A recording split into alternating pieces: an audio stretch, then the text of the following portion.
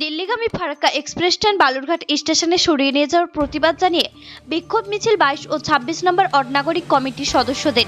শুক্রবার বিকেলে মালদা শহরের ঝলঝলিয়া এলাকা থেকে মিছিল শুরু হয়। মালদা রেল স্টেশন সহ বিভিন্ন এলাকায় মিছিল করে অড কমিটির মিছিল শেষ হয় মালদা জেলার ডিআরএম ভবন সংলগ্ন এলাকায়। মিছিলে পা মেলান ইংরেজবাজার পৌরসভার চেয়ারম্যান কৃষ্ণেন্দু নারায়ণ চৌধুরী, 22 নম্বর অড কাউন্সিলর বাবলা সরকার, 26 নম্বর অড কাউন্সিলর গৌতম দাস সহ অড কমিটির অন্যান্য সদস্যরা। মালদার প্রতি কেন্দ্রের বঞ্চনার প্রতিবাদ জানিয়ে মিছিলে অংশ নেয় অড কমিটির সদস্যরা। মালদা থেকে উজ্জ্বল পালের রিপোর্ট, নিউজ টাইম 24x7। আমাদের পক্ষ থেকে নাগরিকরা আমরা এখানে রেল কর্মচারী বসবাস করে যারা রেলে চাকরি করে তাদের ছেলেমেয়েরা এখানকার central school, rail school, Hindi school, Bangla স্কুলে পড়াশোনা করে। হঠাৎ করে বালুরঘাটের সাংসদ একটা চক্রান্ত করে এখানকার দীর্ঘদিনের ঐতিহ্যবাহী ট্রেন, যে ট্রেনটা মালদা ডিভিশনের ট্রেন এবং মালদা ডিভিশনের ইনকাম এই ট্রেনের মধ্যে যোগ হয় এই ট্রেনের বিক্রির মাধ্যমে, এবং তাতে মালদা ডিভিশন একটা বড় উচ্চ র্যাঙ্কের ডিভিশন পরিণত হয় এবং এখানকার ডিআরএমের এখানকার সম্মানও বাড়ে। হঠাৎ করে এই ট্রেনটাকে ইলেকশনের চমক দিয়ে বালুরঘাট নিয়ে যাওয়ার যে চক্রান্ত, তার প্রতিবাদে আমরা এখানকার নাগরিক ব্যবসায়ীরা, আমরা 2 ওয়ার্ডের কাউন্সিলর, আমাদের চেয়ারম্যানও ছিলেন, আমরা একটা ইতিমধ্যে লিখিত আমরা রেল বোর্ড, জিএম এবং ডিভিশন রেল ম্যানেজারকে লিখেছি।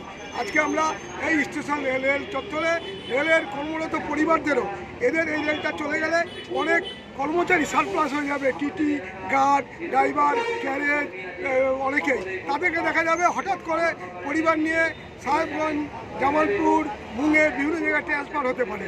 আর সবাইকে রক্ষা করার জন্য এই এলাকার মানুষকে বিজেপির চক্রান্ত সামগ্রিকভাবে বালুরঘাটে নিয়ে গিয়ে দেখা যাবে কদিন পর বালুরঘাট থেকে রায়গঞ্জ থেকে এই ট্রেনটা খেলা করবে। মালদার প্রচুর মানুষ এই ট্রেন দিয়ে প্রতিদিন দিল্লিতে যায়, রোজগারে যায়, লেবার যায়, তাদেরকে বিপদে ফেলে ট্রেনটার চক্রান্তের বিরুদ্ধে আমরা আজকে একটা মিছিল করি।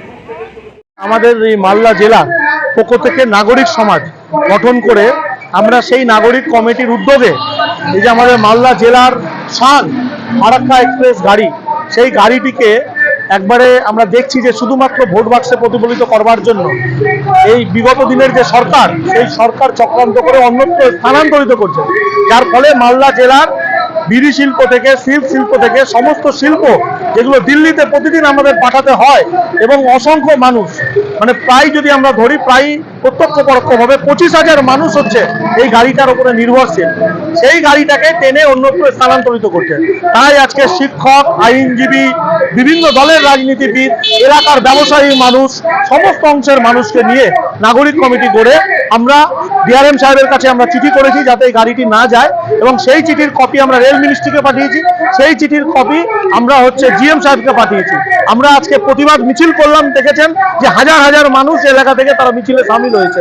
আমরা আগামী দিনে যদি রেল বোর্ড এই সিদ্ধান্ত পরিবর্তন না করে, তাহলে আমরা এই গাড়ি এখান থেকে যে যাবে তার বিরুদ্ধে আমরা ব্যবস্থা গ্রহণ করব।